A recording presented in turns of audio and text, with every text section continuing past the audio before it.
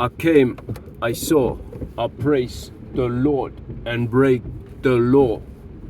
I take what's mine and take some more. It rains, it pours. It's time to shine, to shine. Yeah, I can't rap. It's ASAP, you know. That's not my lyrics. That's from ASAP. All right. Yeah, on Saturday morning German time, whatever that is, around 9 or 10 o'clock in the morning, I will make my first stream. I hope it will all work out. I'll just do it with my mobile phone, and I hope it technically works, you know what I'm saying? So I hope there will be no technical issues, problems. So I run a live stream on Saturday just to check out the potential of that. I will probably start with a topic of the different kinds of abuse, because it's helpful to reprocess retrospectively what has happened to you, or to understand, to discern what kind of abuse in the cluster B part we have, because there are differences between borderline narcissistic and psychopath abuse. We will look at the object relationships again, because I have not yet really nailed it. And we can talk about anything. Let's see how this works. Yes.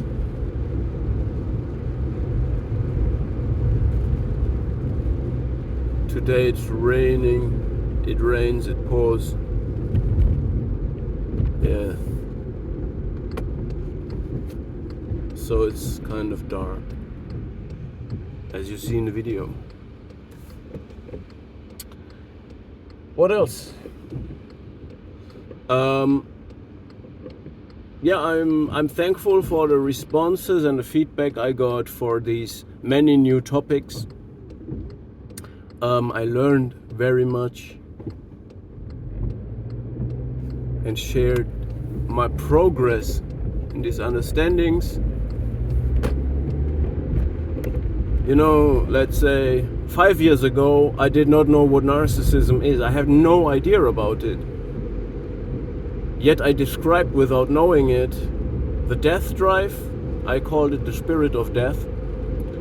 I described psychopathic and narcissistic traits, so the sets that come together in people. I compared it to animal spirits as well. I described the malignant way that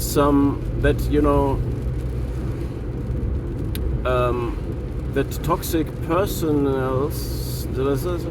personalities grow into social structures like a cancer. So I described all of that, and now I start to pinpoint it more and more. Recently we discovered the object relations, the distorted object relations of the borderliner, the narcissist and the psychopath.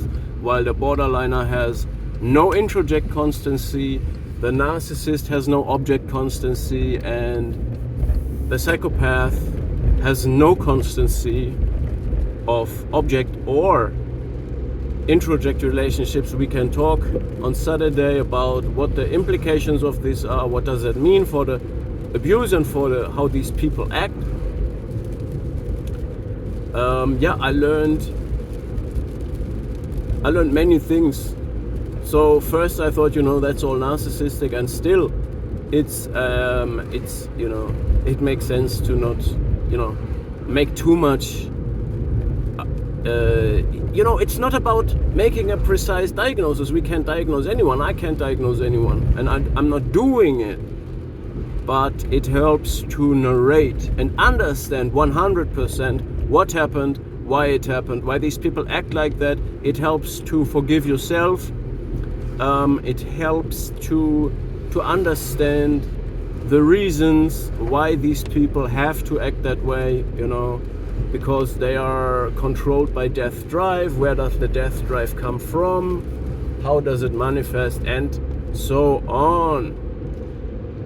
Yeah, so many things. I didn't know what a bad object is. I didn't know that a dead mother can be introjected and terrorizes the person, renders it a borderline, a narcissist, or a psychopath, depending on what it is. And there you see it's all kind of the same. Cluster B is cluster B. They have no moral core, they are not empathetic, and they are dangerous, unhealthy, because they're externally regulating. The psychopath might be a little bit of an exception, but any narcissist or borderliner can turn secondary psychopath. Yeah, and a psychopath is a little bit of an exception because they're goal-oriented and yeah, I always say have a surgical precision and you don't feel, you know, the abuse is different. It's not a manipulation of your external world, it's a manipulation of your internal world. It's more as if you're anesthetized, numbed, hypnotized, reverse engineered in a therapeutic attempt. So the narcissist regresses you, or the borderliner and the narcissist regresses you through acting and manipulating your external world. They act in the real world as delusional, fantastic clowns, while the psychopath enters your mind and really gaslights you. It means they make you gas yourself from the inside, and this is rather with surgical precision, and you don't, it's really like you don't feel it happening. And especially when you are in a triangulation with a person with these psychopathic capabilities, as well as with a borderliner and a narcissist, this is a tough nut to crack, because then there is one cop, the bad cop, the borderliner narcissist cop is doing the dirty work and is acting out the insanity around you, manipulating your exterior, assaulting your physical, so to speak, while the psychopath is controlling all of this triangulation in the Cartman's drama triangle, while they are competing for all the roles, and the psychopath at the same time manipulates your internal world, so you completely have nothing to hold on, because both your internal world as well as your external world are altered, manipulated, and these two are in alliance, because every cluster B personality disorder submits instantly to the psychopath. They are impressed, tempted by the powerful abilities of the psychopath to have functioning reality testing, being goal-oriented,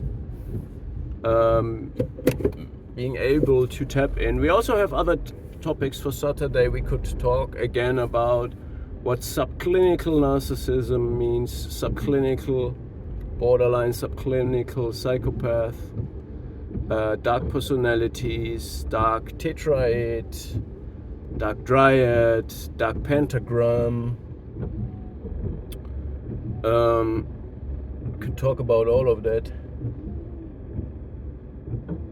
Yeah, the dark personalities, subclinical. We can talk about personality styles, because we not always have clinical, fully fledged, diagnosable, in your face personality disorders that fit all the criteria. Sometimes we have just psychopathic personality style, narcissistic personality style, but it's not my intention at all to discern this perfectly. It's not about making a claim about other people on my channel. I'm making claims about what happened to me, what is the narration that fits the best. So what personality style, what diagnosis of my abuser or a potential abuser, what narration, what personality style fits best to both retrospectively understand what really happened, why it happened, and to predict their future behavior. Yet they also have shifting self-states, which adds to the confusion.